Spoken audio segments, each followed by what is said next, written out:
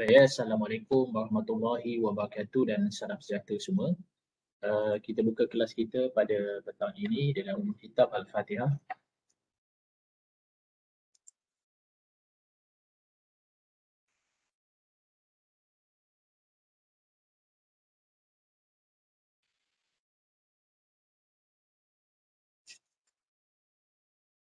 Baik pelajar, hari ini kita akan masuk kepada tajuk yang baru, iaitu tajuk berkaitan dengan etika. So kita akan belajar berkaitan dengan etika dan apa yang dikatakan etika dalam kaunseling di organisasi. Jadi pelajar, kita akan bincang dengan etika, dan hari ini pelajar, kalau kita lihat banyak isu-isu yang berkaitan dengan etika lah. So kita tak adalah etika. Biasa kita akan katakan bahawa kita berdepan dengan isu integriti, kan? Sebab ramai kita tengok penjawat-penjawat awam, terutama je lah penjawat-penjawat awam yang menduduk dalam top level ni, pengusaha-pengusaha tinggi ni, mereka banyak terlibat dengan rasuah. Sebab bila terlibat dengan rasuah ni, dia melibatkan persoalan integriti. So bila melibatkan persoalan integriti, dia terlibat dengan etika. Bayangkan pelajar, kalau katakan pekerjaan seperti contohnya tampuk pemerintahan tertinggi, yang mana dia pasti kita memilih dia atas dasar kepercayaan. Dia mempunyai nilai-nilai integriti yang tinggi, tetapi juga tidak terlepas dengan tuduhan rasuah. Walaupun tidak lagi ditetapkan bersalah, tetapi bukti-bukti itu sudah wujud, sudah ada. Yang membuktikan adanya unsur-unsur rasuah ni. Dan kita lihat juga banyak ahli perniagaan yang banyak terlibat dengan di dalam dunia organisasi ni, rasuah itu dan integriti ini sering dipersoalkan. Jadi bila berkaitan dengan integriti dan juga etika ni, kadang-kadang kita mengambil itu sebagai satu benda yang mudah. Kita ambil itu sebagai satu yang benda mudah. Tapi apabila kita terlibat dengan isu-isu integriti ni, dan bila terlibat dengan kes mahkamah, dan bila kita disabitkan kesalahan, is convicted, dia akan mencemarkan kewibawaan kita sebagai profesional yang kita pegang, tidak kira apa saja, maka sebenarnya dia menjejaskan keseluruhan hidup kita. Baik, sebelum cikgu mulakan episod etika ni dalam kaunseling, cikgu nak berkongsi sedikit berkaitan dengan pengalaman cikgu bersama seorang magistrat yang terlibat dengan rasuah. Dan sebenarnya rasuah ni kadang-kadang kita tak nampak cara dia masuk dalam kita punya bidang ni. Dia sangat halus. Sangat halus. Dan kadang-kadang kita tak perasan bahawa kita sebenarnya telah terperangkap dengan isu-isu integriti ni, etika ni. Jadi ini yang berlaku kepada magistrat yang kita kenal. Cikgu rasa dia pernah datang ke UMT. Selaku ketua integriti di UMT, Cik Johari, tak tahulah kamu kenal ke tidak. Dia pernah jemput magistrat ni. Awak bayangkan magistrat ni bukan calang-calang orangnya, bukan kaleng-kaleng. Kaleng-kaleng orangnya magistrat. Tapi apabila disabit kesalahan dengan magistrat, dia dah hilang kepercayaan tu. Hilang segala-galanya belajar. Hilang dignity, hilang maruah diri, hilang keluarga, hilang pekerjaan, dah hilang segala-galanya bila disabit kesalahan dengan integriti. Dan dia bermula dengan benda kecil-kecil ni. Isu-isu integriti ni sebenarnya kadang-kadang bermula dengan isu-isu yang kecil. Kadang-kadang dia belanja minum, kan? Ini bukannya rasuah, ini dia kopi, tak apa, ini bukannya apa saja, kan? Bonus. Dia bermula dengan kecil-kecil ni. Jadi bila dengan mula dengan kecil ni, kita dah terbiasa. Jadi lama-lama kita akan biar besar. Itu sebab pelajar kita train diri kita. Cuba kita jauh benda-benda yang kecil ni. Kita cuba jauhkan benda-benda yang kecil ni, kesalahan-kesalahan yang kecil ni, kesilapan-kesilapan kecil ni, supaya kita tidak terjebak daripada kesilapan yang besar. Sebab benda-benda yang besar ni biasa dia mula dengan kecil, dan kita mengambil benda kecil tu remeh. Jadi akan jadi isu. Mula dekat pejabat ni kita mula-mula bawa kertas A4 je. Itu pejabat punya, kan? Tapi kita bawa balik satu je untuk kegunaan anak kita. Kadang-kadang kita photostate satu dokumen je untuk IC. Tapi untuk kepentingan peribadi dan untuk pinjaman, tapi gunakan pejabatnya. Dari situ kan, bila kita nampak lepas, makin lama dia akan jadi besar. Itu sebab dalam kehidupan kita ni, kita kena menghitung diri kita sebelum kita pergi lebih jauh. Jadi kita train kita as a counselor, cuba train diri kita bahawa kita tidak akan ambil barang-barang pejabat, sebab kita kena bermula dengan kecil ni. Jadi bila kita nak bercakap dengan perkara-perkara yang besar ni, kita kena settle down dulu perkara-perkara yang kecil ni. Maksudnya perkara-perkara yang kecil kita faham ini nilai-nilai isu etika. Apa lagi kita seorang kaunselor yang dilihat. Kadang-kadang kita dilihat seorang yang manusia yang sempurna, yang tak ada kesilapan. Walaupun kita tahu dan kita akui, kita bukanlah manusia yang sempurna. Tapi sering kali kita dianggap sebagai seorang manusia yang sempurna. Tidak lagi daripada kesalahan. Jadi kadang-kadang bila kita dengar statement tu kita rasa macam terbeban kerana harapan orang lain terhadap kita as a counselor. Kan? Jadi pelajar hari ini kita akan berdepan je. Kita cikgu nak sambung balik cerita yang magistrate dia. Dia bermula dengan kecil-kecil dulu. Yang kes kecil-kecil sehingga satu ketika ada satu kes yang besar. So magistrate ni dia biasanya di mahkamah session. So di mahkamah session ni dia akan jatuhkan hukum lah. So sebelum ada satu kes ni, ini dia tertangkap. Sebelum ni dia tidak tertangkap, tapi hari ni dia tertangkap. Disebabkan satu peristiwa, orang baling bag dekat dia. Ni orang nak kenakan dia, itu sebab bila kita bermain dengan permainan orang yang pandai rasuah ni, kita berjaga-jaga. Sebab mereka sangat licik untuk nak kenakan kita. Dia mengendalikan satu kes, kita kena magistrate dia mengendalikan satu kes untuk pertuduhan penipuan syarikat lah. Jadi masa dia nak tetapkan hukum tu, ada seorang call dia lah secara peribadi, dia kata tolonglah bagi dia tak bersalah. Nanti saya akan campakkan satu bag, dari awak ambil bag tu. Jadi bila awak ambil bag tu, dalam tu ada jumlah wang yang banyak. Okey. Jadi bila magistrate dia dengar, dia kata awak jangan nak rasuah saya lah. Saya takkan pergi. Tapi dia pun sebelum ni memang dah ambil lah. Tapi tak ambil jumlah wang yang banyak. Jadi bila kita dah biasa ambil jumlah yang kecil, jadi kita akan terbiasa ambil wang yang besar. Jadi kalau kamu tengok psikologi ni dimainkan oleh Skim Cepat Kaya ataupun dulu panggil Pak Mantelo kan. Dia macam mana nak mempengaruhi kita bila kita terjebak, kita terperangkap. Mula-mula kita pergi melabur RM10. Jadi ini kan teknik yang kita, kenapa cikgu nak berkongsi dengan pelajar, sebab teknik ini akan digunakan oleh mereka bagaimana nak menjual kita, bagaimana nak masuk kita dalam perangkap. Dia mula dengan kecil. Okay, that's why bila isu etika ni, integriti ni, biarlah kita rasa orang tak sokong kita, biarlah orang tak bersetuju kita, tapi kita menang di atas maruah yang kita pegang. Baik pelajar. Jadi kalau kita tengok bagaimana strategi psikologi yang dimainkan oleh golongan-golongan Skim Cepat Kaya ni, mula-mula dia bagi keyakinan kepada kita. Tak payahlah melabur banyak, melabur sikit je dulu. Melabur je RM10. Lepas tiba-tiba masuk RM10, dia suruh kita check bag kita. Cuba check bag ada berapa? Ada lebih lah, ada RM20. Itu baru RM10 je labur. RM10 dia akan berganda. Macam itulah skim yang kami tawarkan. Kalau ada RM10, kita laburkan duit encik dekat saham, dia jadi RM20. Besok kita rasa seronok tau. Kita labur pula RM20. AA ada 40 pula. Jadi bila ada 40, kita rasa macam satu motivasi nak labur lebih banyak lagi. Dia main psikologi kita as a human being. Dia main kita punya psikologi. Lepas tu kita labur 50. Dapat 100. Makin tamak kita manusia ni. Sebab manusia ni, benda yang paling besar dalam dunia adalah nafsu. Dia tak nak cukup. Jadi masa dia melabur banyak tu, 20,000 dia labur, akhirnya lesap. Kita menangis tak berlagu. Itu cara dia. Modus operandi yang digunakan oleh golongan-golongan Skim Cepat Kaya. Boleh bagi untung. Lepas tu dia pun seronok, dia katakan, encik dah dapat ni RM20 ni, takkanlah encik tak nak berkongsikan kekayaan dengan kawan-kawan kan. Baik-baik panggil kawan-kawan lagi kan. Panggil kawan-kawan supaya melabur, supaya kekayaan tu dapat dikongsi bersama. Ayat dia manis ayat dia manis. Kita pun kata betul juga kan. Panggillah kawan-kawan yang lain, ajaklah Chua, ajaklah Fakihah, ajaklah Dahlia, join ni. Sebab dia tengok kita, katalah Amani yang terlibat ni kan. Amani terjebaklah dengan Skim Cepat Kaya ni. Kata student kan, kita tahu nak bantu. So Amani mula 10 dah RM20,000. Lepas tu Amani pun tengok pakai dulu tak makan tak cukup, sekarang belanja pizza. Hari-hari makan KFC. Jadi Chua pun tengok. Fakihah pun tengok macam cemburu. Banyak duit kau. Dia kata tak adalah, saya melabur RM10. Lepas tu dia bawa Chua. Chua pun terlibat. Chua labur banyak sikit lah. Chua orang businessman kan, bapak kaya, ambil lebih sikit. Chua labur berapa? Tak apalah, saya tak labur tak banyak, saya mau labur RM5,000 saja. Chua pun melabur dah RM5,000. Fakihah, lah, saya tak banyak Dia ambil lagi lebih sikit up daripada Chua. Ambil berapa? RM6,500. Sama-sama melabur. Jadi kata bagus Amani kita kekayaan kita tak boleh seorang-seorang, kita kena kongsi. Nanti kalau ada ramai lagi, panggillah lagi.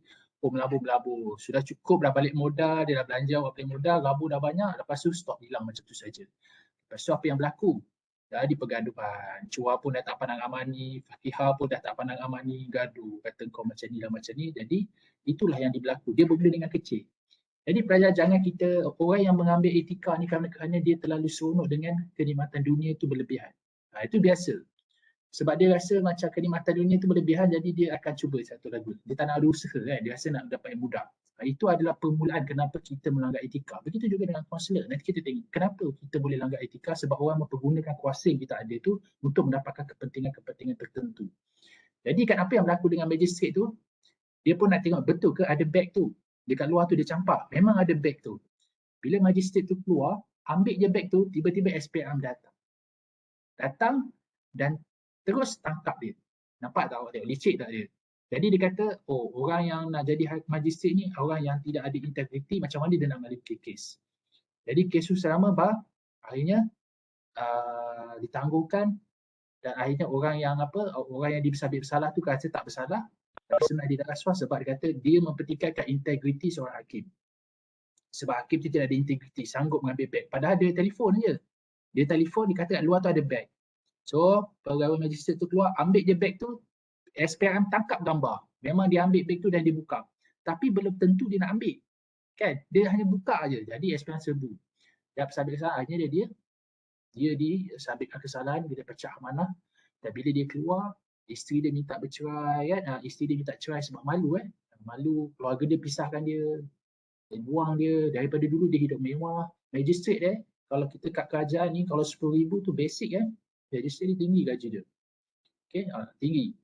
Bayangkan dalam sebulan 10,000, dah tambah lagi duit poket-poket yang mana-mana orang bagi kan. Kan dah terbiasa kan. Dia terbiasa, akhirnya menjadi tabiat. Dan lepas tu bila dia keluar, dia tak ada apa-apa. Dia nothing. Dan akhirnya dia tak boleh nak survive hidup dia sebab semua dah kerja memang dah blacklist. Jadi perkara pelajar-pelajar yang cikgu hormati sekalian, jaga je. Kalau boleh jangan ada kes. Kalau ada saman ke bayar.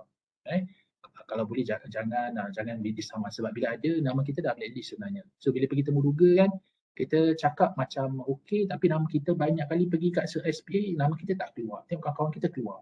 Tapi result kita bagus.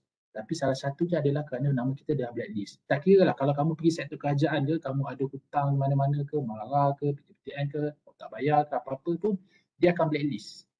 Blacklist. Kalau pernah masuk kesalahan penjara 1 hari pun jangan bercita-cita lah pelajar, jangan bercita-cita untuk masuk penjara. Sebab 1 hari je nama awak telah direkodkan dan nama awak telah disenar hitamkan dalam sektor Allah. Setahun jadi awak tak boleh bekerja. Jadi susah hidup kita. Walaupun kita dapat pointer yang bagus, kita tahu kita kenapa dia lepas. Kita panggil temu duga pun tak dapat. Itu salah satu sebabnya adalah kerana nama kita sudah blacklist. Baik, bila kita lepas tu yang magistrate tu masuk, ada tak apa-apa sekarang apa dia buat magistrate tu? So magistrate tu berkolaborasi dengan SPRM. Dia kata boleh tak saya berkolaborasi dengan SPRM, saya nak pergi ke sekolah untuk sampai ceramah bahayanya rasuah. Jadi SPRM pun mengambil dia sebagai duta sebab dia pernah jadi orang kenamaan, dia pernah juga menjadi magistrate. Dia pergi ke sekolah-sekolah untuk beri ceramah lah. Jadi kalau kalau sekolah tu berbayar, bagilah dia macam buat imbuhan. Itulah hidup dia sekarang ni. Tetapi dia kata walaupun duit dia tak banyak seperti dulu, tapi hati dia tenang. Hati dia tenang, rasa makan cukup, segalanya cukup. Tapi dulu masa dia kaya, dia kata saya tak pernah cukup. Macam rasa macam dia nak lagi tak cukup. Itulah dikatakan dalam kehidupan kita keberkatan. Itu keberkatan. Jadi pelajar, hari ini kita akan masuk etika dalam kaunseling. Kita lihat, biasa kita akan bincang benda ini daripada profession kita as a counselor dan kita lihat betapa cabarannya kita berdepan dengan satu masyarakat yang ada kuasa tapi nak mempergunakan kita. Di sini kita akan berlaku sedikit dilema. Macam mana kita nak mengatasi berkaitan dengan kerja dan juga integriti kita as a counselor. Kita doa sama-sama lah pelajar. Kita doa asalkan kita masuk dalam tempat kerja. Bila kita dah masuk nanti kita akan berjumpa dengan pelbagai manusia. Dan kadang-kadang pada luarannya kita nampak mereka baik pada kita. Kita di atas kebaikan kita. Ada pula kadang-kadang yang kita rasa macam jumpa kita sebab nak dapatkan pertolongan tapi banyak lagi benda. Jadi kita as a counselor ni memang kena banyak berhati-hati lah. Dan kalau kita sebagai adik penganut agama, kita berlindung supaya kita khidmat yang kita nak bagi tu tidak dipergunakan oleh lain. Baik, kita akan kongsi slide hari ini supaya kita punya perbincangan akan lebih terarah. So hari ini kita akan bincang berkaitan dengan etik in counselling organisation. So bahasa mudahnya adalah etika. Etika dia datang daripada mana? Daripada nilai dan moral. Nilai dan moral. Sesuatu nilai yang moral yang kita manusia pegang. So nilai ni etika ni adalah garis panduan yang telah ditetapkan oleh sistem sosial. Contoh kita di Malaysia, kita ada kod etika kaunselor. Memang kalau kita baca kita tak mampu lah nak ikut semua. Kita tak mampu nak ikut semua etika ni. Tapi satu je, kita ni manusia ni kan secara asasnya, secara dasarnya kita ni ada fitrah baik tau. Fitrah kita baik. Jadi bila kita nak buat sesuatu kita rasa benda tu betul ke tak, dia ada satu petanda tau. Apabila hati kita rasa macam was-was dan kita tak nak benda tu orang tahu. Jadi kalau kita nak buat sesuatu tu, apabila kita rasa perasaan kita tak seronok, rasa was-was dan kita tak nak benda tu orang tahu, maka tinggalkan. Sebab itu adalah menyalah etika. Kalau kita baca kod etika ni banyak. APA banyak. Itu APA American Psychology Social, KAKREP lagi.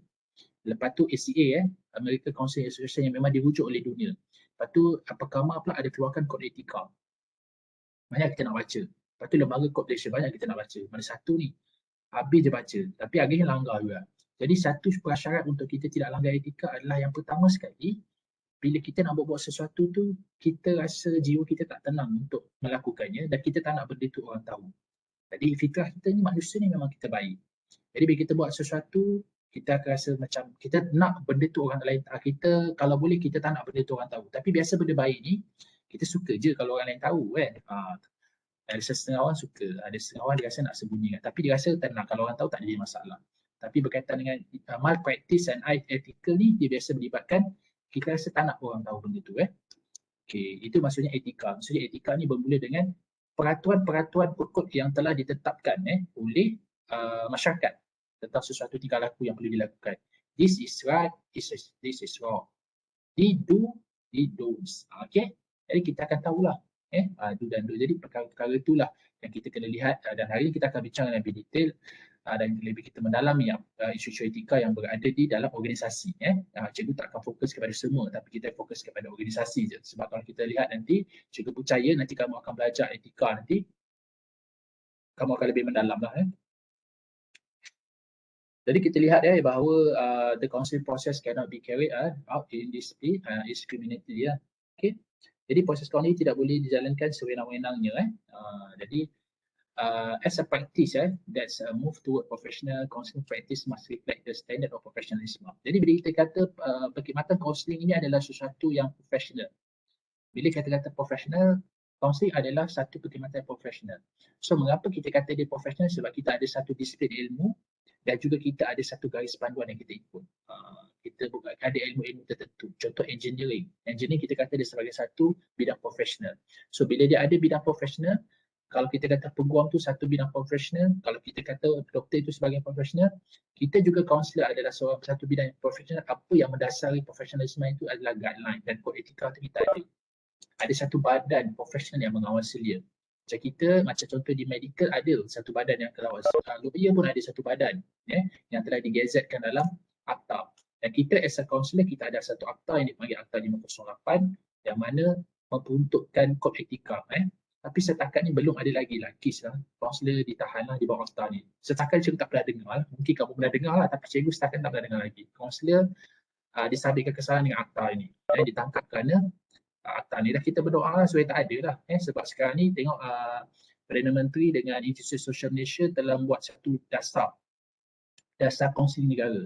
Bila kata satu dasar ni, benda ni satu benda yang besar. Contohnya dasar sosial negara, dasar dadah negara kan. Dia ada dasar dia. Macam kita nak ditubuhkan satu dasar dipanggil dasar kaunselor Malaysia kan. Baru-baru kita dengar daripada perbincangan Perdana Menteri kita dengan juga Institusi Sosial Negara, dia kata perlunya ada kaunselor ni. Jadi kita tak tahu lagi sebab blueprint ini belum keluar lagi. Tapi kita dah dengar desas-desus tu Jadi keprofesionalisme kita punya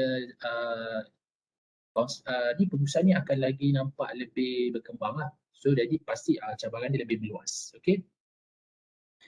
Standardized guide by Council Accreditation of Counselling and Education Program. Baik kalau kat Malaysia lembaga kaunselor Malaysia banyak merujuk KAKREP sebagai landasan.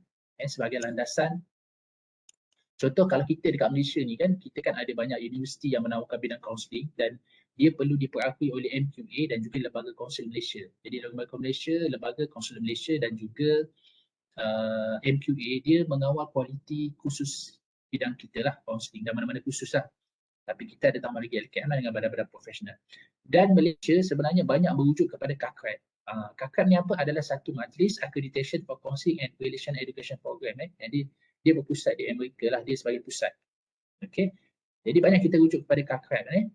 Jadi in Malaysia, the code ethic issued by the Board of Counsellor, iaitu Lembaga Kaunselor Malaysia, the body that regulates service counselling through the Counselor Act 1998 atau dikenali sebagai Akta 580.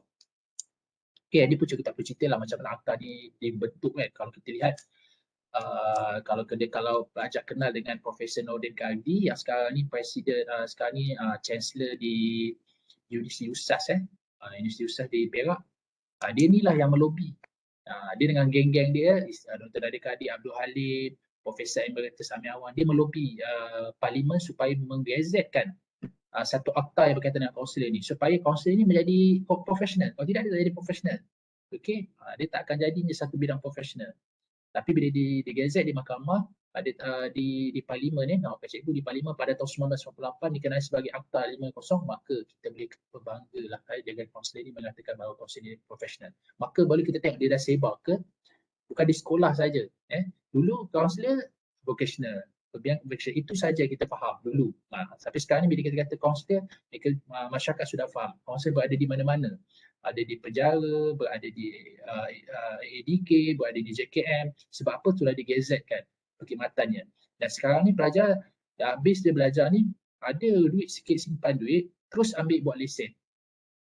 Terus buat lesen untuk mendapat KBPA. Jangan tunggu lama. Jangan tunggu lama sebab bila awak akan kalah nanti masa terburuga. So masa terburuga nanti, bila panel tanya awak dah ada KBPA, dia kata saya belum ambil lagi. Jadi kita kat situ orang kata dah kredit kita dah jatuh lah, diskredit lah masa tu. Okay? Sebab apa? Kita tak ada KBPA. Jadi bila kita ada KBPA, bila kita pergi terburuga tu, kita ada nilai tambah lah. Okay? Melainkan ada faktor-faktor rezeki tapi ada juga nilai tambah dekat situ. Jadi habis je, dah macam mana nak habis ni? Yang paling penting, yang kritikal sekali pelajar, masa habis tu kan, buatlah internship tu betul-betul. Habiskan jam kredit, jam sesi dan juga jam di organisasi kalau boleh. Sebab sebenarnya masa internship tu lah ada fasa paling kritikal. Jadi balik tu dapat je, ambil semua tanda tangan pensyarah, penyelia semua dah dapat semua report, dapat semua tanda tangan cok, bawa semua tu pergi kat terburuga dan menunjukkan kesungguhan kita. Sebab apa pelajar? Bila cikgu ada satu pengalaman, habis je belajar, pergi terburuga ke 3 tempat. Pertama sekali di TESDAT, dekat TESDAT ni ada satu kat Terengganu je TESDAT. Pergi ramai betul kaunselor, tak lepas. Yang kedua cikgu pergi ke Temuruga di sebagai psikologi. Masa tu pun tak lepas ramai sebab masa lepas tu akhirnya dia marah kan. Marah tu pun dia nak pakai 4 orang aja tapi yang datang lebih kurang 42 orang. Itu pun sudah disaring. Alhamdulillah dapat kat situ. Dia ramai cikgu teringatlah pensyarah cikgu masa kata bawa je Radi apa-apa lembaga ke apa yang kita punya internship dia tu atau kalau pernah kita buat pita tu kita dah binding cakap tu bawa menunjukkan kesungguhan. Pakailah kot, pakai je. Tak apa. Kita nak menunjuk kesungguhan kita. Banyak cikgu bawa file tu. Kan? Dia kan tengok pun kan. Tak apalah bawa je lah kan. Kan? Sebab di dunia ni penuh persaingan. Sebab tak kerja nanti kita akan rasa tertekan kan. Okey, sebab kehidupan semakin mencabar. Okey. The Act Gazette pada digazetkan atau diwartakan pada tahun 19 Mac pada 19 Mac 1998. Jadi dia mengawasi tentang pendaftaran, amalan kaunselor dan juga berkaitan dengan kod etika. Itu. Bila kita kata tentang kod etika je, kita jangan lupa daripada Lembaga Kaunselor Malaysia. Bila ingat je Lembaga Kaunselor Malaysia, ingat Akta 508. Itu akta yang menjaga kita punya kebajikan dan juga kesalahan laku kita pun kita boleh dikenakan. Kalau kita bertindak malpraktis atau unetikal, jadi kita akan disabit kesalahan sebab akta ni. Okay, sebab kita sudah ada akta. Maka kaunselor yang tidak ada malpraktis atau unetikal boleh dikenakan tindakan undang-undang atas dasar akta ni. Siapa yang menguatkuasakan akta ni? yang menguatkan kawasan ke atas ni adalah lembaga kawasan Malaysia. Dan lembaga kawasan Malaysia di bawah Kementerian mana? Kementerian Pembangunan Keluarga dan Masyarakat, LPPKN. Siapa menteri dia? Carilah siapa menteri, Menteri Pembangunan Wanita, Keluarga dan Masyarakat. Kita di bawah tu. Okey. Jadi pelajar, relating to public confidence that one has the right combination of attributed to reduce the human severity and hardship for dimension in ethics in the counselling profession. Jadi kalau kata apa, untuk seseorang itu nak orang kata masyarakat tu yakin dengan kita, yang kita ni mempunyai satu bidang yang dikatakan profesional. Pertama sekali pelajar, kita mesti bila kita melaksanakan perkhidmatan kaunseling tu kena ada 4 perkara ni. Yang pertama sekali kita mesti ada knowledge tentang kaunseling tu, dan skill and consideration to use to implementing effective intervention. Maksudnya bila kita nak buat sesuatu rawatan tu, kita mesti ada knowledge dan juga skill. Itu sebab kalau kita katakanlah, kalau kita gunakan teknik kursi kosong lah kan, kita ketika kursi kosong, pastikan kita betul mahir. Itu sebab kita ada practice tu, kita ada internship tu. Jadi pelajar, masa internship ni, pelajar nak dekat internship kan, atau practical, guna je lah apa-apa yang kita belajar tu, gunakan. Salah boleh diperbetulkan. Okay, kita guna teknik kursi kosong ke, kita guna teknik dispute, guna je, jangan guna satu je, guna banyak. Kita tak tahu mana satu yang kena dengan kita punya personality, kita guna dulu. Lepas tu kita guna, kita ada knowledge. So kita ada kemahiran. So knowledge saja tak cukup dalam counselling ni, sebab kita ilmu yang praktis. Jadi adanya skill tu. Jadi skill ni mana nak belajar? Dia memang masa practical internship tu, sebab kita kena memenuhi jam sesi tu. Jadi bila kita memenuhi jam sesi tu, memang kita kena buat sesi. Jadi bila salah tak apa, kita konsultatif. Jadi bila kita digelar sebagai konsultatif, untuk berlaku kesalahan tu adalah perkara yang normal. Tapi bila kita 4 tahun kita masuk dalam bidang kerjaya, kan, lepas tu kita buat salah, kan. Jadi mungkin majikan akan nampak pandang serong kita, slack sikit kat kita. Jadi itu sebab gunakan makmal, kita ada makmal banyak, kan. Kita ada 4 makmal. Kalau kita di kaunseling, kita ada makmal individu 1, makmal individu 2, makmal kelompok 1, makmal kelompok 2. Jadi cari klien, buat sesi, salah tak apa, dapat komen daripada pensyarah. Biar pensyarah komen, nanti tak ada orang nak komen kita, kan. Nanti satu kehilangan dalam hidup kita apabila kita tak ada orang nak tunjuk ajar pada kita. Sekarang ni ada, minta komen, jangan terasa hati. Pensyarah cakap dia dengar, okey, yang baik kita ambil lah. Sebab pensyarah pun bukan sempurna kan, pensyarah pun bukan perfect. Rasa tak sempurna tak apa, kita jadikan dia sempadan.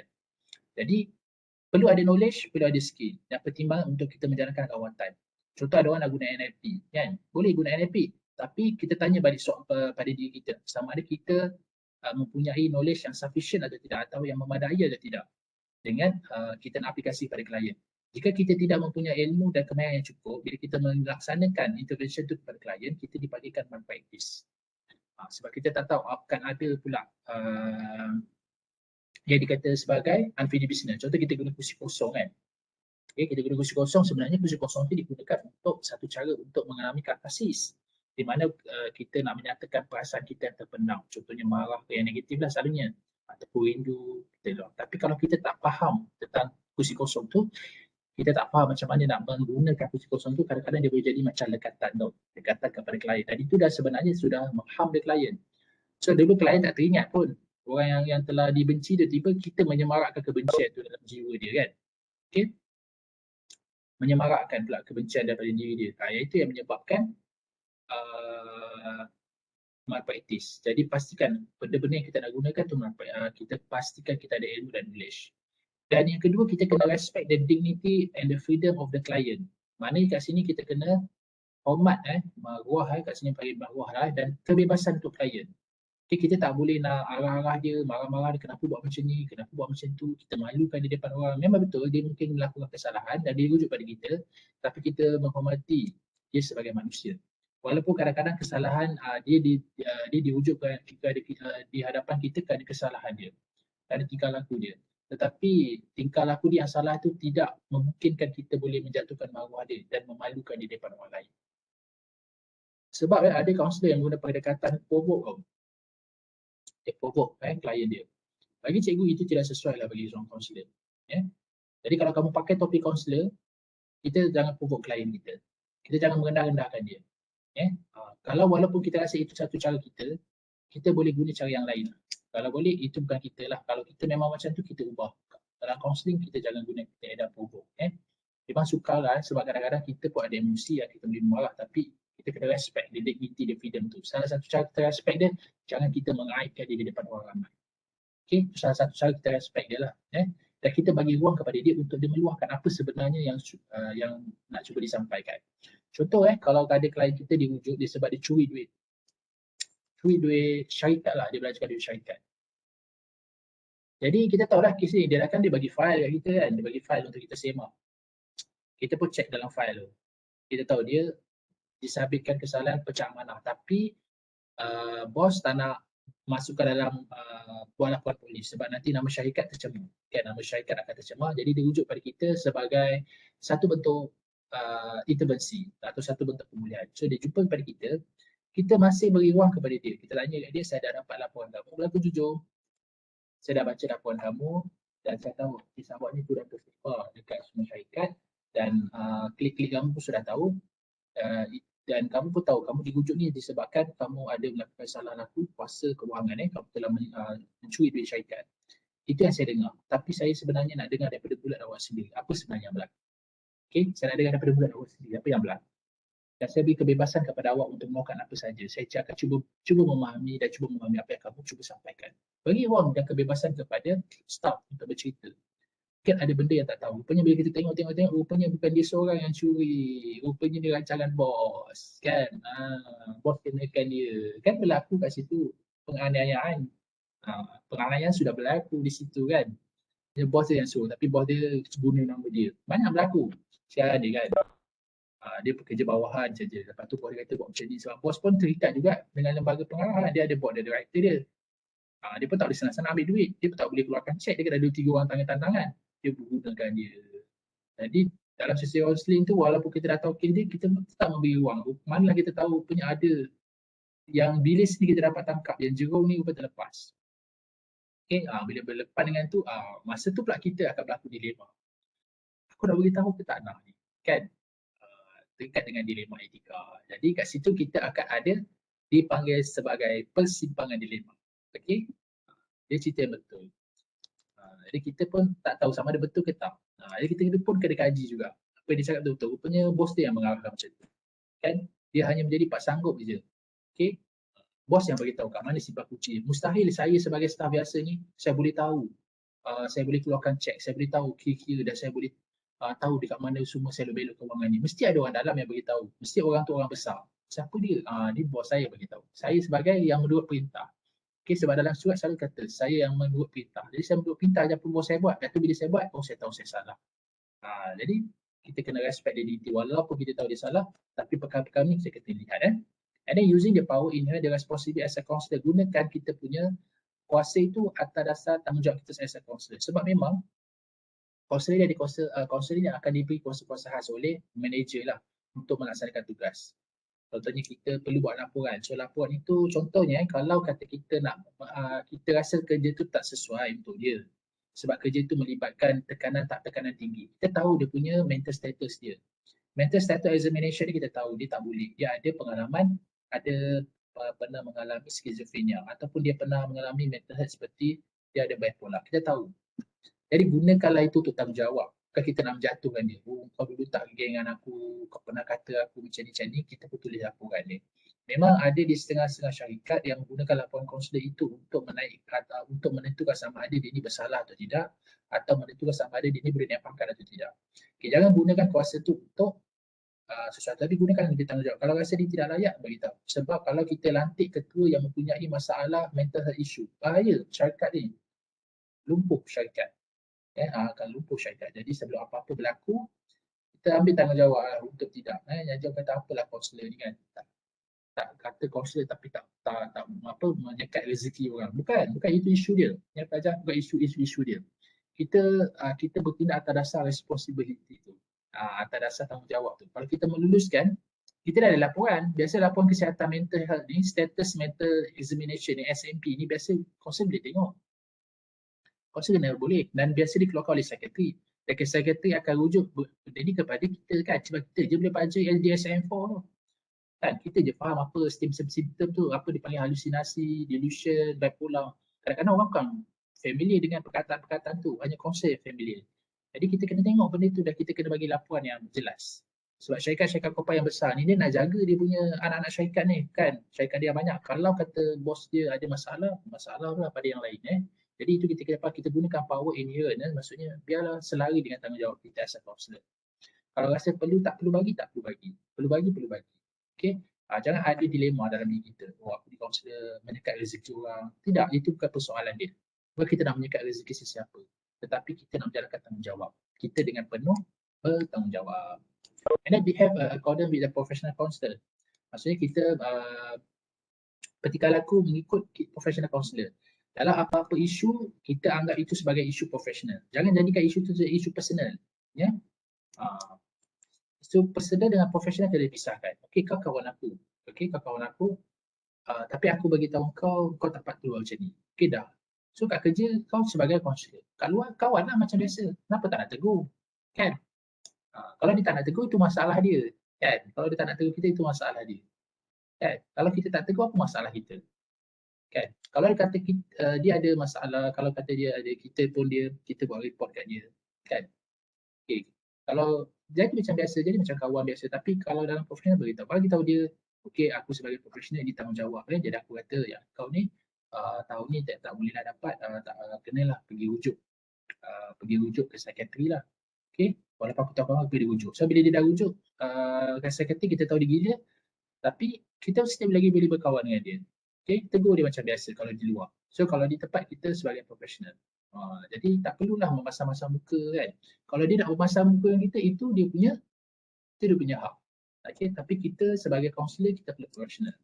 Jangan kita samakan personal dengan profesional. Okay? Dan kalau dia klien kita yang kita tak kenal, jangan ajak dia pergi makan.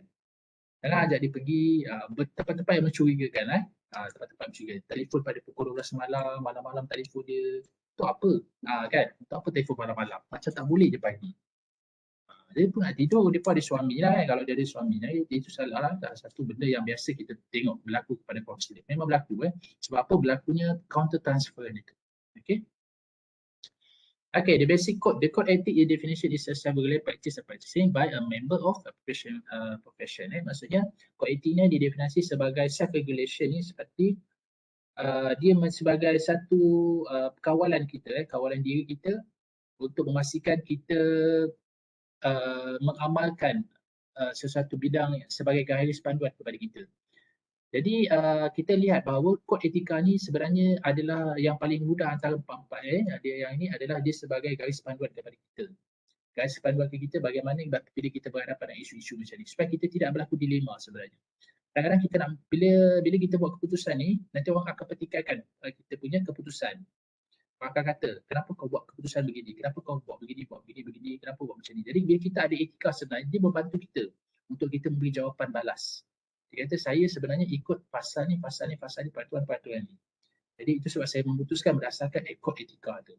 Jadi bila kita berpegang kepada kod etika sebenarnya, kita nak membuatkan perkhidmatan kita lebih profesional dan kita boleh menjawab justifikasi kewajaran kita melakukan sesuatu tindakan itu.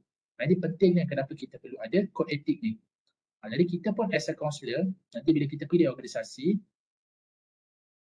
kita ada nota kod etika tu jangan lupa bawa ke mana-mana. Simpan di bawah laci meja. So kalau kita berhadapan dengan isu macam ni, dilema kita rujuklah kod etika tu apa yang perlu kita lakukan. Okay? Kalau rasa dia perlukan macam ni. Kalau katakan ikut pasal-pasal ni dia perlu macam ni. Kita ikut. Jadi kegunaan basic code counseling etik ni digunakan sebagai garis panduan kepada kita untuk kita bertingkah laku dengan lebih betik, dengan lebih maruah dan ada garis panduan supaya kita tidak melakukan satu keputusan tu melulu membabi buta dan membuta tuli. Okey. Jadi dalam organisasi,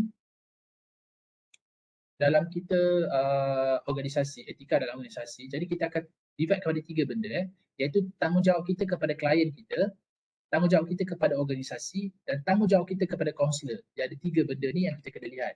Tanggungjawab kita kepada klien, tanggungjawab kita kepada organisasi dan tanggungjawab kita kepada kaunselor.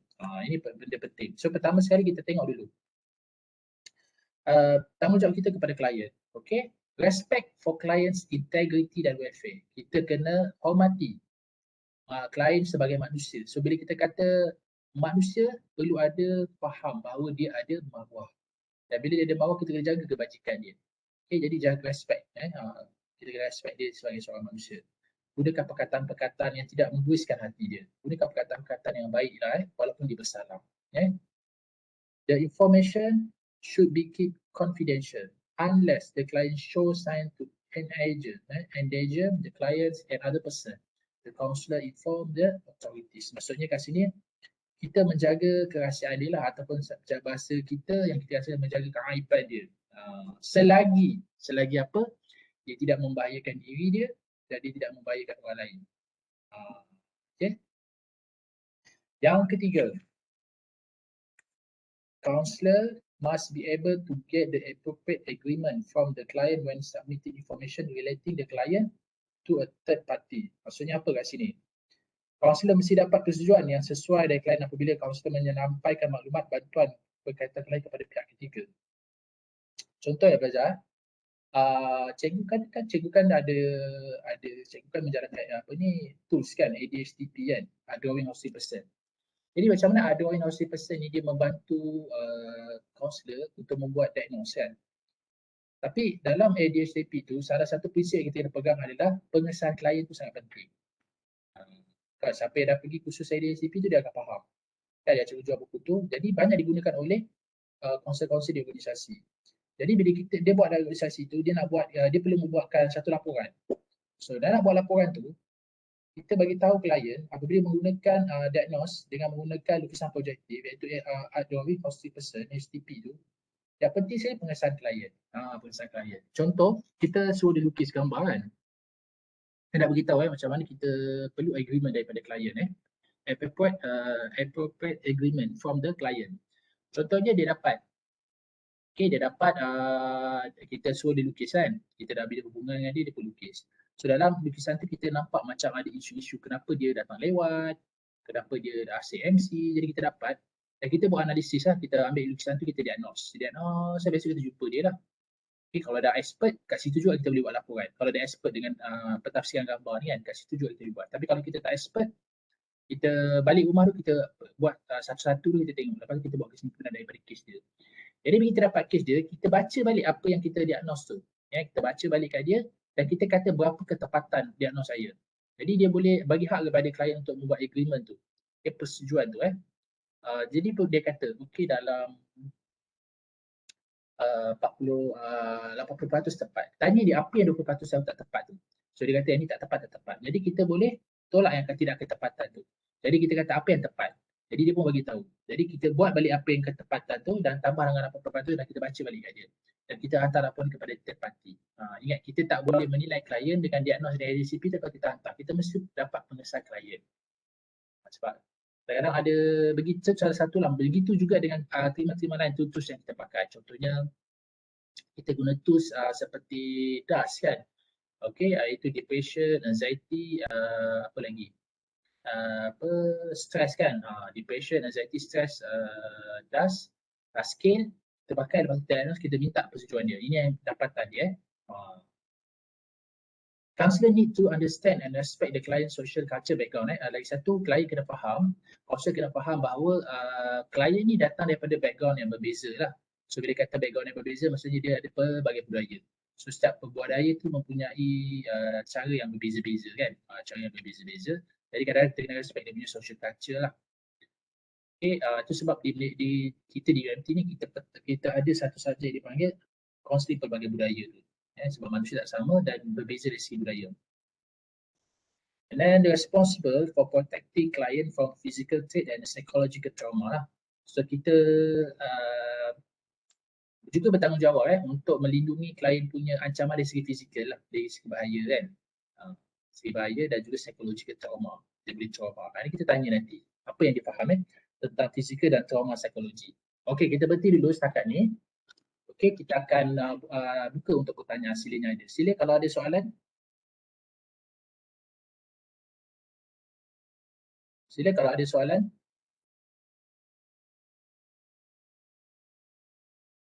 Okey, kalau tak ada cikgu tanya boleh Cikgu nak tanya Azwani Azam Azwani ada di talian? Azwani ada di talian? Azwani Azam ada di talian.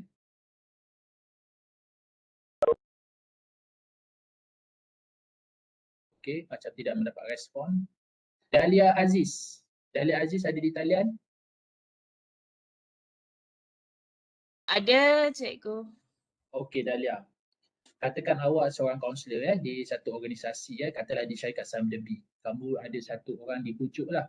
Tapi dia tak bagikan awak apa macam dokumen lah. So awak dapat cara mengejut. Tiba-tiba je dapat kes ni. Tapi jarang lah kalau dekat organisasi biasa dia akan bagi file rujukan lah Dia bagi dia kata dia ada masalah. Yang awak dapat tahu Dahlia, dapat tiba bila dia cerita-cerita dia kata dia dah harapan dia dah hancur, dia rasa dia dah dia nak bunuh diri. So apa yang awak nak buat Dahlia? Sebagai seorang kaunselor yang dikatakan profesional, belajar di UMT 4 tahun, apa yang awak buat Dahlia? Wah, soalan. Sekumas.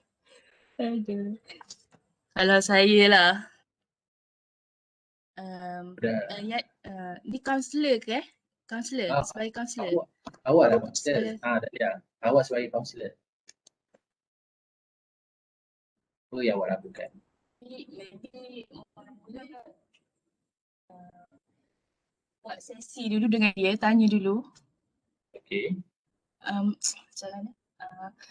Kalau macam luar daripada kemampuan saya, yang boleh contoh sebab dia trauma kan, macam kalau kes berat sangat melibatkan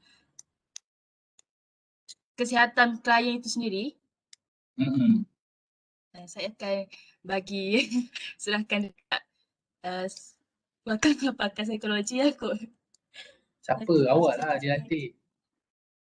Dia ada lantik awak jadi, awak dah lantik dia awak sebagai kaunselor, awak nak rujuk pada siapa?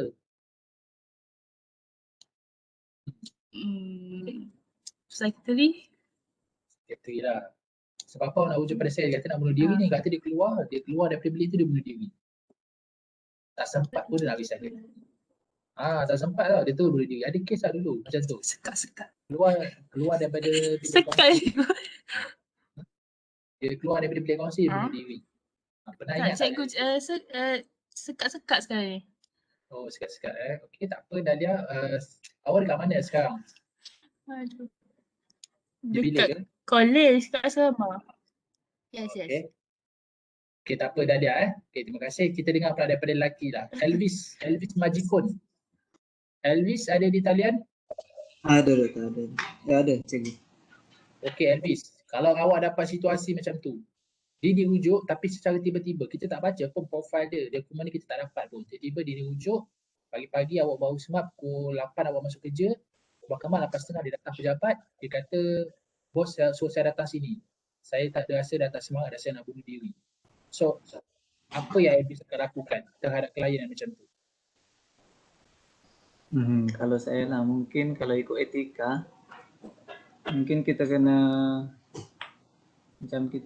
tanya klien tu dulu lah, kalau dia rela ataupun tak nak buat sesi. Dan kalau lah maklumat tu dia tak bagi, macam kita boleh, kalau macam dia data diri mungkin boleh minta dekat macam nak info dekat organisasi itu sendiri.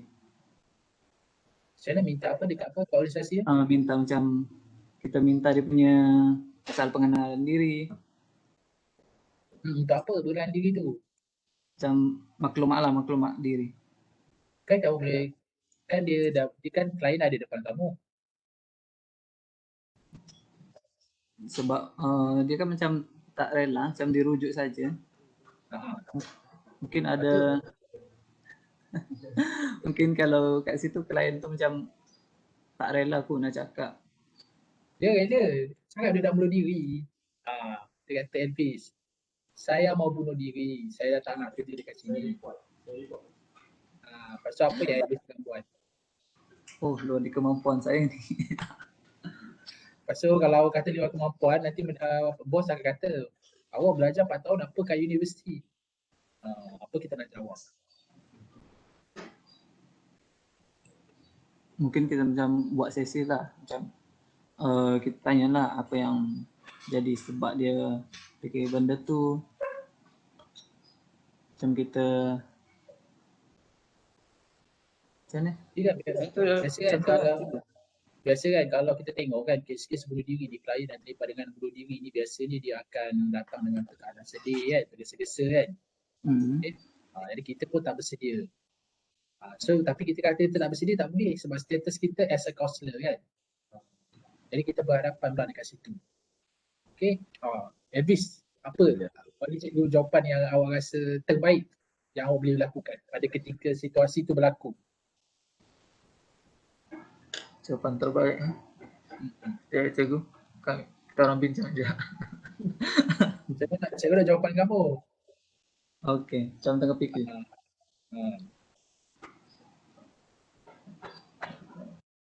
Okey, sebelum tu kita dengar daripada Hasmira Zaid. Ada di talian Hasmira Zaid. Cikgu ada. Okey, Hasmira, kalau awak berhadapan dengan isu tu, apa yang awak akan lakukan? Kalau saya mungkin kita tengok dulu dia cakap nak bunuh diri tu sama ada idea ataupun idea untuk dia bunuh diri ataupun betul-betul dia nak bunuh diri. Kena tak tahu. Saya tak tahu dia idea ataupun dia ideation ataupun memang betul commit to suicide. Kalau saya mungkin masa sesi tu kan kita teroka dia dulu. Lepas tu tengoklah dia punya tingkah laku, dia punya mungkin badan dia, pemikiran dia. Kalau idea mungkin dia just cakap je dalam pemikiran dia. Tapi kalau dia betul-betul nak buat mungkin dia dah ada percubaan sebelum tu, mungkin tangan dia dah ada luka ke sebagainya. Lepas tu kalau betul-betul dia ada luka dekat tangan dia semua tu, barulah saya rujuk kepada sekretari. Sekretari ya? Kenapa perlu rujuk pada sekretari? Melibatkan mental, luar bidang kaunselor dah. Dia isu dia kan, bila dia kata nak bunuh diri kan, lepas tu tiba-tiba dia keluar daripada bilik kita, dia terus bunuh diri. Kita tak sempat nak rujuk daripada sekretari dah. Itu isu dia yang kita akan berlaku. Lepas tu kita konsep trauma lah. Kita trauma lepas tu dah. Kan? Sebab orang tak tahu kisah sebenar. Kan? Orang tak tahu kisah sebenar, dia masuk bilik kita, dia keluar tu, dia bunuh diri. Tak sempat tu kita nak rujuk kepada sekretari. Jadi orang kata kita tak competent. Itu isu dia.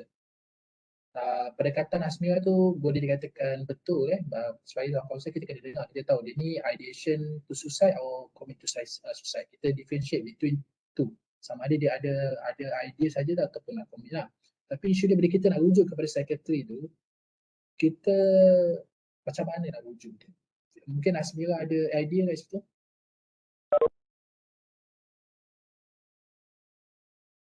Hasmira ada idea tak ketika tu? Idea.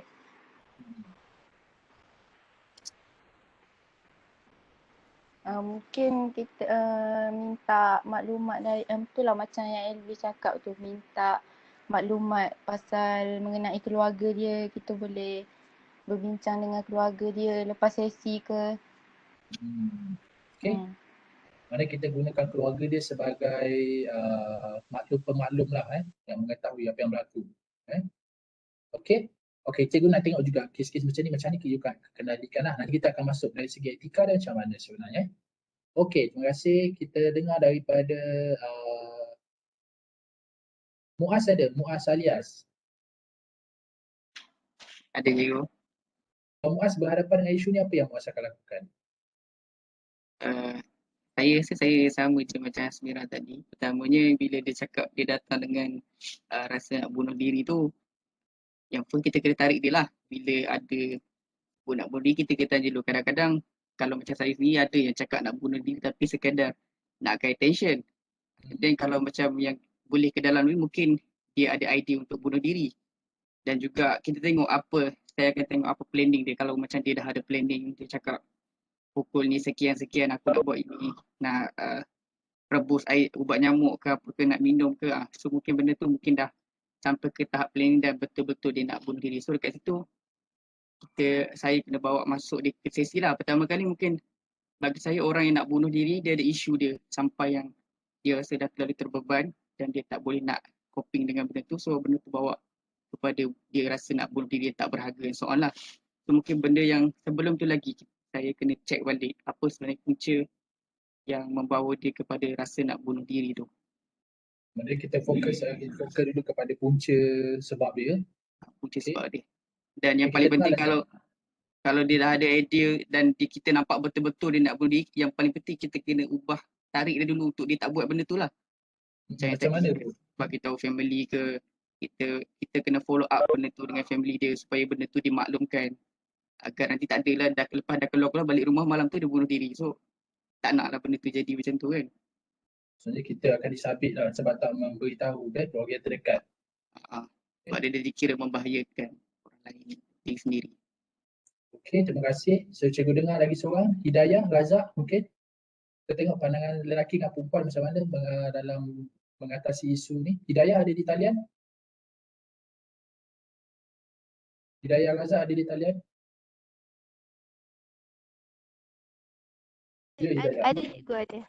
Hidayah macam mana kalau menghadapi situasi macam ni? Masuk-masuk pagi-pagi, dia kata nak bunuh diri. Sekejap cikgu. Saya pun lebih kurang sama dengan Muaz dengan Hasmira tadi. Saya kata Apa yang sama? dengar ke cikgu? Dengar. Apa yang sama, kita akan tengok sama ada klien tu dia cuma fikir untuk fikir untuk bunuh diri ataupun dia dah planning untuk bunuh diri. Okay. So, okay. Terima kasih. Jadi pelajar, bila kes melibatkan kes-kes bunuh diri ni, mereka akan dirujuk dulu dengan kaunselor lah biasanya kan. Sebab kita adalah badan yang berada di situ. Biasa psikiatri ni dia tak ada dekat organisasi. Biasanya psikiatri ni berada di hospital. Jadi orang pertama yang dia akan jumpa adalah kita as a counselor. Jadi apa kita kena buat adalah pertama sekali kita entertain dia. Kita kena layan dia lah. Okay. Mungkin Muaz kata dia nak attention seeker. Okay, dia nak perhatian, tapi layan dulu. Kita layan dulu. Lepas tu kita tengok kepada sama ada dia ni ideation saja atau apa memang dia ada komitmen. So macam mana nak bezakan sama ada dia sekadar idea saja ataupun dia betul-betul nak bunuh diri, kita tengok kepada perancangan dia. Kalau perancangan dia nampak jelas, mari kita tahu dia ada kecenderungan untuk bunuh diri. Jadi kita cuba bagi psikologi first aid kat dia lah. Contoh kita kena pasti apa masalah dia, kita cuba juga jalan sebaik mungkin. Dan apabila kita nampak, kita boleh tanya dia masa air sesi, so dia rasa macam mana. So bila dia rasa dia tenang, tapi kita nampak idea dia tu sangat tuntas, sangat solid lah. Maksudnya dia kata dekat bangunan tu pukul 12 dia nak pergi. Sebab pukul 12 saya tanya dia.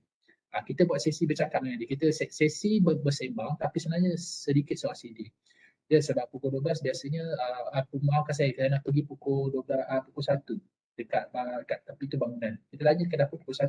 Sebab biasanya pukul 1 orang tak ada kat pejabat. Sebab orang kat pejabat sebenarnya akan pergi makan. Okey, dan kenapa awak pilih tingkat tu? Sebab itu ada tingkat paling atas dan bila pergi naik lift tu ada terowong buka. Jadi kita nampak dia punya perancangan tu sangat solid. Dan kita tak nampak solid dan kita bagi dia solusi. Kita akan bagi pandangan dia adakah itu yang terbaik. Kita nampak dia dalam masalah tak boleh. Dan pertama sekali kita kena tahu adalah kita telefon bahagian sumber manusia. Sebab bahagian sumber manusia itu ada detail tentang keluarga dia. Dan kita bagi tahu keluarga dia yang terdekat berkaitan kehendak dia nak bunuh diri. Dan kita juga bagi tahu organisasi. Contohnya bos kita ataupun siapa yang di atas kita. Kena maklum bahawa dia ada kecenderungan bunuh diri dan saya lihat daripada pengamatan saya bahawa dia memang ada niat yang betul nak bunuh diri sebab perancangan yang dilakukan tu sangat teratur dan tersusun. Jadi kita kena maklumkan kepada bos kita di organisasi dan kita juga bagi tahu keluarga dia yang terdekat. Dan kalau boleh benda ni berlaku dengan cepatlah. Dan kita bagi tahu dia dan kita tak perlu bagi tahu dia. Kita tak perlu bagi tahu dia bahawa kita akan lakukan benda ni. Sebab dia tak boleh dakwa kita. Sebab itu memang etika kita. Sebab kerahsiaan dalam sesi kaunseling bukan mutlak. Dia akan terbatal dengan dua perkara ni lah. Sama ada dia membahayakan diri dia seperti kes-kes untuk membunuh diri. Yang kedua disebabkan dia boleh merosakkan orang lain lah. Contoh dia ada rancangan untuk membunuh rakan sekerja dia kan. Jadi benda ni pun kita kena laku. Dan tanpa kita bagi tahu dia. Jangan nanti saya lapor ni kan. Saya akan lapor kepada pihak penguasa dan apa yang berlaku dia berlaku. Tidak perlu bagi tahu. Tak perlu bagi tahu klien, tapi kita terus telefon bagi semua manusia, ambil data dia, telefon keluarga dia, bagi tahu pihak perusahaan. Dia nak bunuh diri dan ni. Sebab apa-apa terjadi, seperti Muaz kata, apa-apa terjadi kita dah lakukan. So kita tak rahsiakan. Jadi dari segi etika kerahsiaan itu, maka ia sudah terbatal. Okey belajar? Okay. So setakat ni dulu, besok cikgu rasa kita cuti. Betul Aiman, betul Aiman? Kita cuti besok Aiman. Aiman ada di talian Aiman? Betul cikgu, betul. So besok kita tak ada kelas So nanti 3 hari bulan, Aiman akan jadi moderator lah kepada kita punya Induksi The Talk. Kita akan jemput Zafiza. Zafiza ni dah lama di dalam sebuah manusia satu Johor dia jaga. Okey, dia sebagai senior kita lah. Dia alumni kita. Jadi nanti Amirul minta kat cikgu nombor telefon dia. Nanti Aiman minta nombor telefon supaya Amirul boleh berkomunikasi dulu lah sebelum kita buat, dan kita buka lah. Amirul dah bagi link yang ni lah, yang link ni cikgu punya ni bagi kepada grup lagi satu tu. Okay, 3 bulan tu kita start pukul 9 lah dari pukul 11 sebab dia pukul 8 pagi biasa dia kata dia ada briefing. Okay, so kita doakan supaya dia berjalan lancar. So sebelum Ahmad ada apa-apa lagi tak Aiman nak sampaikan pada cikgu dan kawan-kawan yang lain? Setakat ni tak ada. So yang lain macam mana? Pelajar-pelajar ada tak soalan? Takut kalau tak bagi tahu kan nanti tak boleh tidur malam ke? Ada? So pelajar kalau tak ada tak apa, kita berhenti, besok kita tak ada. Rehatkan diri, okey. Jangan lupa assignment jangan buat lupa perjuangan belum selesai buat dulu assignment, apa-apa yang tak siap kita ambil masa. So kita tundakan dulu kelas kita pada hari ini dengan tasbih kifayah dan subhanallah, insya-Allah kita jumpa lagi. Have a nice day.